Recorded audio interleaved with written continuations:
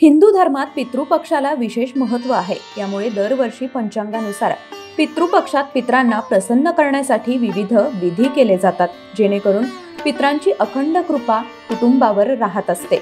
या काळात पूर्वजांचा आदर केल्याने त्यांचे आशीर्वाद मिळतात आणि जीवनात शांती, सकारात्मकता आणि समृद्धी येते असं म्हणतात। त्यामुळे वास्तुशास्त्रानुसार या काळात काही गोष्टी केल्याने घरात सकारात्मक ऊर्जा टिकून राहते।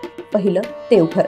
सकारात्मक ऊर्जेसाठी आपल्या घरातील देवघर हे पूर्वेकडे किंवा उत्तरेकडे असलं पाहिजे, कारण पितृपक्षाच्या काळात या दिशांना दिवा लावणं आणि फूल अर्पण करणं अत्यंत शुभ मानलं जातं। या दिशेला देवघर असल्यास आपण दिवा लावतो आणि देवाला फुलंही अर्पण करतो। दुसरं, पूर्वजांचे फोटो।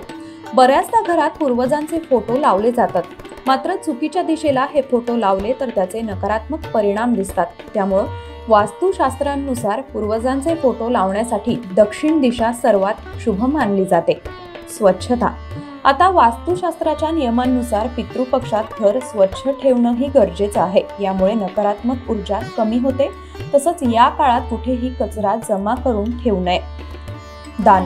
पितृपक्षात दान करण्याला अतिशय महत्त्व आहे। असं म्हणतात, दान केल्यानं पूर्वज आनंदी होतात, तसंच घरात सकारात्मकता टिकून राहते। याशिवाय या काळात घरात जुन्या, तुटलेल्या किंवा नकारात्मकता पसरवणाऱ्या गोष्टी ठेवू नये।